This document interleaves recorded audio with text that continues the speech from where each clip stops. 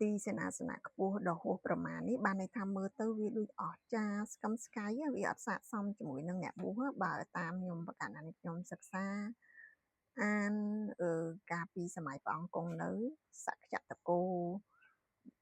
សិទ្ធិអីដែលគាត់ជាអ្នកមានណាគឺគាត់មកដូចថាគាត់លែងគេងនៅលើទីនាំងដែលស្អាតរបស់គាត់ឯងដល់ទីនាំងអញ្ចឹងចុះគឺគាត់គឺលោកទាំងអស់នោះស្នាក់នៅកន្លែងគឺថាធម្មតាមើលទៅវាមិនអស្ចារ្យព្រោះនៅកន្លែងនេះអង្គរបស់ឧចាសយណៈទីសេនាសនៈដ៏ខ្ពស់ហួសប្រមាណហ្នឹងមាន3ចំណុចហ្នឹងកន្លែងខ្ពស់គិតនឹងគេងនិយាយទៅហើយសម្រាប់ព្រះភិក្ខុសង្ឃមានហាមតែខ្ញុំកណាអត់និយាយយ៉ាងម៉េចទេគ្រាន់តែថាយើងមើលទៅវាស័ក្តិសមយ៉ាងម៉េចអីម៉េចចឹងទៅហើយនៅក្នុងនេះក៏បានបញ្ជាក់ទីដេកអង្គុយមានក្រែឬតាំងជាដើមដែលខ្ពស់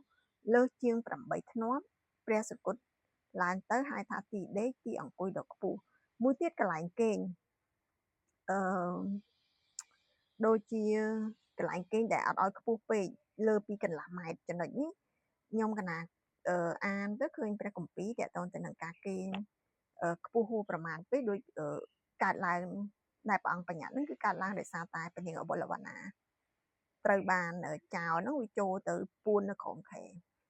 តែពេលវាខ្ពស់ចោរវាចូលទៅពួននៅក្នុងហ្នឹងអញ្ចឹងបានព្រះអង្គបញ្ញត្តិសិក្ខាបទអត់ឲ្យខ្ពស់ហួសប្រមាណពេកទេហ្នឹង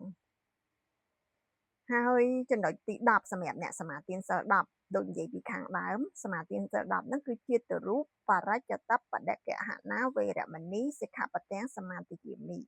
ជាទរូបនេះសម្រាប់អ្នកសមាទានសិល10ខ្ញុំប្រកាសណានេះខ្ញុំនឹកឃើញឧបការៈគុណរបស់លោកគ្រូសំធឿនក៏ដូចជា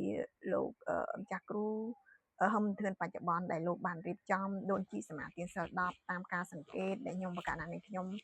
ខ្លាយមកជាដូនជាកាលនៅជាឧបាសិកាអត់បានចាប់អារម្មណ៍ទេតែពេលមកធ្វើជាដូនជីនេះទើបដឹងថាជីវិតជាដូនជីបែបម៉េចអញ្ចឹងវត្តដែលយកចិត្តទុកដាក់ជាមួយនឹងដូនជីគឺឃើញគុណចាស់គ្រូលោករៀបចំតាំងពីដើមមកឲ្យលោកកាន់តែធ្វើឲ្យល្អទៅហើយមានការសូត្រញ៉ាត់សូត្រអីក្នុងនាមជាដូនជីសមាទានសិល10ហ្នឹងនៅភូមិមាក៏មានដូចគ្នាមានប៉ុន្តែរបៀបរបបនៃការធ្វើរបស់យើងនៅក្នុងស្រុកខ្មែរគឺមានភាពល្អប្រសើរជាងនៅក្នុងនៅកន្លែងដូនជីនោះគេមានដូនជីមកជុំគ្នាអញ្ចឹងទៅសូត្រនៅពេលដែលកោសក់ធរហ្នឹងមិនដឹងធរអីតែសូត្រព្រោះជុំគ្នាអញ្ចឹងទៅគេមានដូចថារៀនច្បងគេមកកោសក់ឲ្យហើយបន្តមកទៀតក៏នាំទៅថ្វាយអង្គមគ្រូហើយក៏សូត្រសមាទានពីគ្រូអីចឹងទៅនឹងសម្រាប់នៅប្រទេសភូមាដល់ពេលស្រុកយើងវាអត់មានចំណុចហ្នឹងទេយើងទៅថ្វាយអង្គមដូចសាមណេរសុំនិស័យពីព្រះប្រគុណចាស់គ្រូអីចឹងទៅហ្នឹងសម្រាប់អ្នកសមាទានសិល10ហើយខ្ញុំតែងតែសង្ឃឹមថាអនាគតទៅនៅតាមទីអារាមផ្សេងទៀតក៏បានយកចិត្តទុកដាក់និងអនុញ្ញាតឲ្យដូនជីក្មេងៗមានឱកាសបានសិក្សារៀនសូត្រដូចជាព្រះសង្ឃដែលជាសាមណេរទូចហ្នឹងណារាល់ថ្ងៃនៅក្នុងស្រុកយើងគឺសម្រាប់ដូនជីពិបាករកកន្លែងរៀនបើខ្ញុំដើរទៅប្រទេសថៃប្រទេសភូមាប្រទេសវៀតណាមក៏មានដូនជីទូចរៀននិយាយទៅចាប់ដើមរៀនហ្មងណាហើយម៉ាឡេអីហ្នឹងគឺមានថ្នាក់គេបង្រៀនតែយើងអត់ទាន់មានទេខ្ញុំសង្ឃឹមថានឹងថ្ងៃអនាគតនឹងមានទើបតែចាប់ដើមមានមួយចឹងទៅវាជារឿងមួយដែលល្អសម្រាប់នៅក្នុងស្រុកយើងសម្រាប់ស្ត្រីទាំងអស់ពុំមានស្ត្រីជាច្រើនដែលចង់បួសរៀនខ្លាំងណាស់ហើយបើយើងទៅដល់កន្លែងគេគឺយើងមានអារម្មណ៍ចិត្តថាដូចថាមានមោទនភាពធ្វើជាដូនជីនិយាយមកទៅមោទនភាពនេះវាកើតមកសบายអានេះវាជាទូលោភៈមួយប៉ុន្តែវាជាមហាកុសលមួយដែលឲ្យយើងនឹងមានចិត្តចង់បួសចង់រៀនចង់សិក្សាចង់បប្រតិបត្តិគឺចិត្តហ្នឹងវាកើតឡើងចេញមកអញ្ចឹងដល់ពេលមកមើលនៅក្នុងស្ថានភាពនៅក្នុង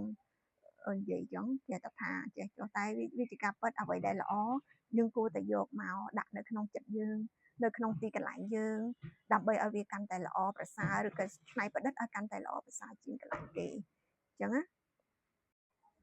សរុបទៅខ្ញុំបញ្ជាក់មួយទៀតបើសិនជាបងប្អូនពិចារណាស្គាល់អង្គសិលច្បាស់ហើយអត់មានខ្លាចយើងដាច់សិលទេ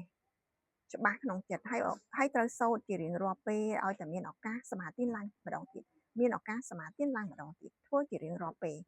ហើយសិលទាំងអស់នេះគឺជាគេហៅថាចាប់ផ្ដើមក្នុងការលះនៅលោភៈទោសៈមោហៈ ចាប់ផ្ដើមលះម្ដងតិចម្ដងតិចនៅក្នុងនឹងដូចយើងនិយាយឧទាហរណ៍ពីសិលមួយមិនសម្លាប់សត្វមិនបរិភោគនៅគ្រឿងស្រវឹងទាំងអស់នេះគឺបញ្ជាក់អំពីការលះបង់នៅ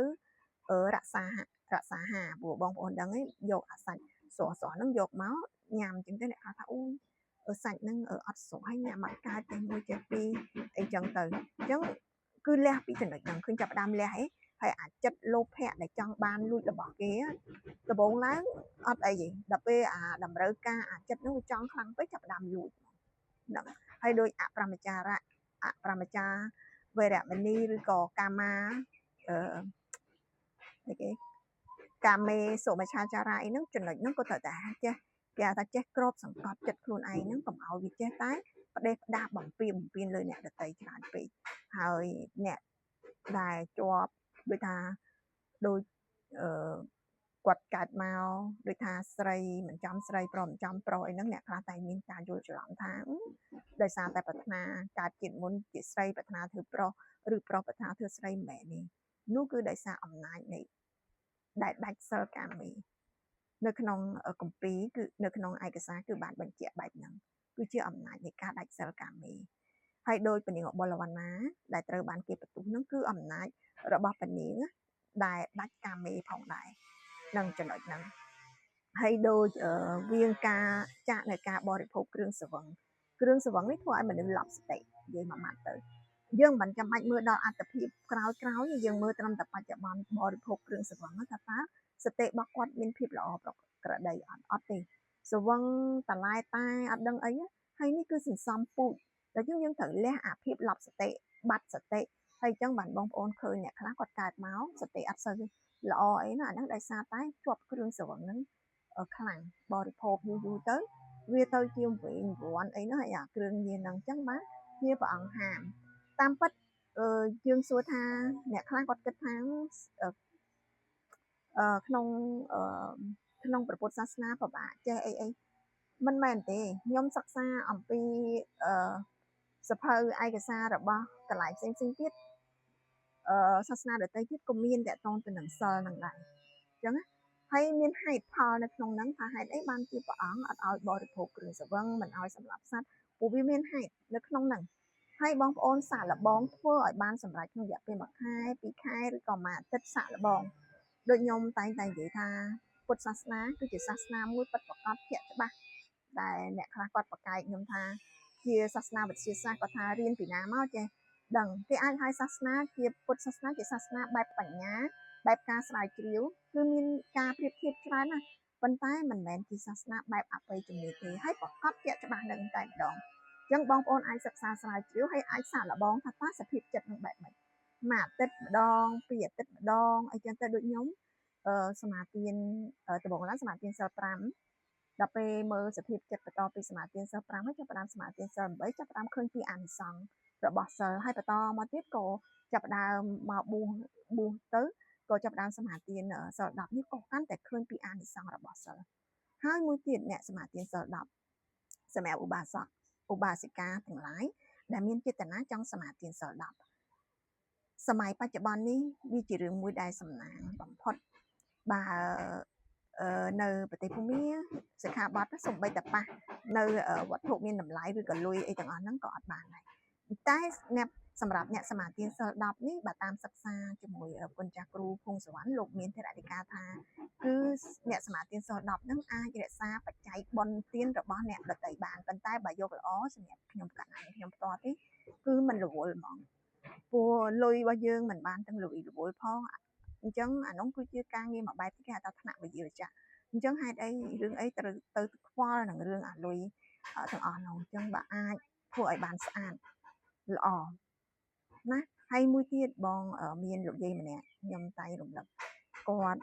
សមាទានសិល8គាត់មានសមាទានសិល10ទេអញ្ចឹងគាត់បានអបច្ច័យហ្នឹងមកគាត់យកមកចូលប៉ុននេះចូលប៉ុននោះអីចឹងណាហើយអញ្ចឹងខ្ញុំសួរគាត់ថាតើចូលប៉ុនហ្នឹងហើយនឹងការសមាទានសិលមួយណាថោកច្រើនជាងអានិសង្សមកយាយគិតមើលណាខ្ញុំឲ្យគាត់គិតដល់ពេលជួបគាត់លើកក្រោយគាត់មកប្រាប់ថាគាត់សមាទានសិល10ហើយអញ្ចឹងចំណុចនេះយើងយកលុយមកចូលប៉ុនដដែលទេអញ្ចឹងយើងលះចូលប៉ុននៅពេលហ្នឹងតែម្ដងទៅហើយធ្វើឲ្យស្អាតពីព្រោះមិនងាយទេ